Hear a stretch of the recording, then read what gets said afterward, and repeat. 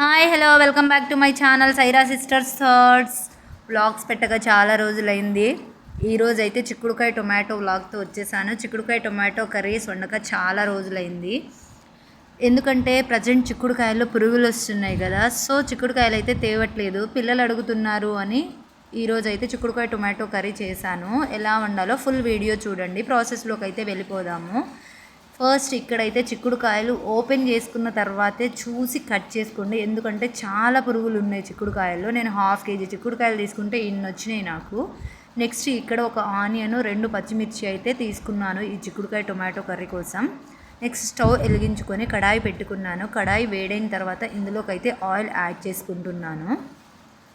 Oil మంచిగా వేడైన తర్వాత తాలింపు గింజలు యాడ్ చేసుకోవాలి. తాలింపు గింజలు యాడ్ చేసుకున్న తర్వాత మనం కట్ చేసి పెట్టుకున్న పచ్చిమిర్చి అండ్ ఆనియన్స్ అయితే దీంట్లోకి వేసుకోవాలి.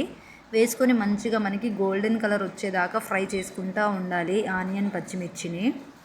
ఈ చిక్కుడుకాయ టొమాటో కర్రీ చాలా ఇష్టంగా తింటారు పిల్లలు. ఫ్రై చేసినా కూడా అంత ఇష్టంగా తినరు, ఎందుకంటే చిక్కుడుకాయ గింజలు బాగా ఉడుకుతాయి కదా, సో అదొక టేస్ట్. ఒక్కొక్క ముద్దకి ఒక్కొక్క గింజ తింటూ ఉంటే టేస్ట్ ఎంత బాగుంటుందంటే చాలా బాగుంటుంది. ఇలా కొంచెం ఇవి ఫ్రై అయిన తర్వాత ఇందులోకి అయితే నేను పసుపు యాడ్ చేసుకున్నాను.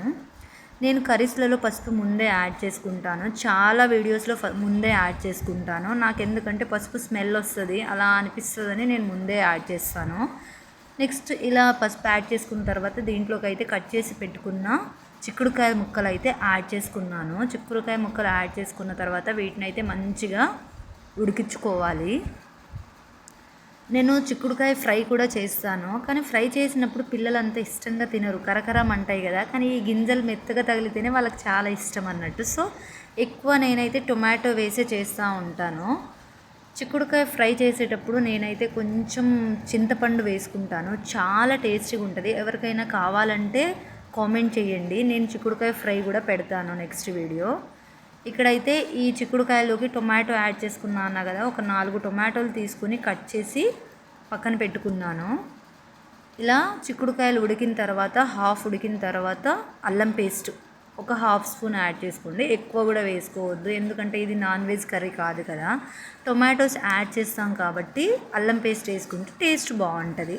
నెక్స్ట్ రుచికి సరిపడా సాల్ట్ యాడ్ చేసుకోవాలి. ఇలా ఉడికిన తర్వాత చిక్కుడుకాయలు అటు ఇటు అనేసి మధ్యలోకి అయితే టొమాటోలు వేసుకొని మూత పెట్టేసుకొని ఒక 10 మినిట్స్ పాటు ఉడికించుకోవాలి.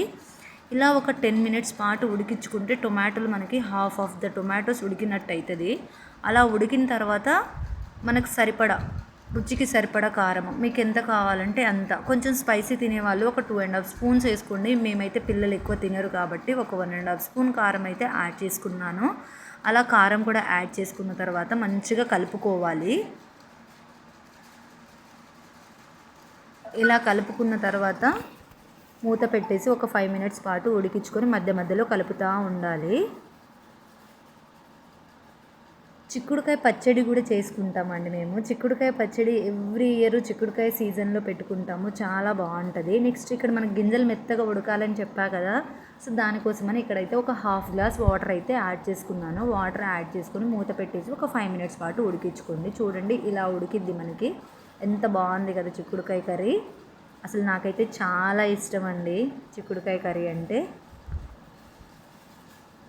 మొత్తానికి కర్రీ అయితే మనకి రెడీ అయిపోయింది.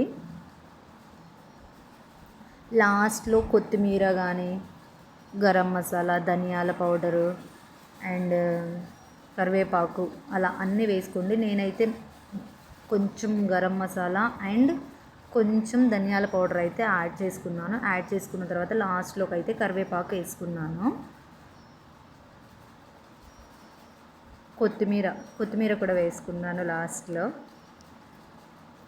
నా కర్రీ అయితే రెడీ అయిపోయింది. Please like, share, subscribe my channel. Thank you.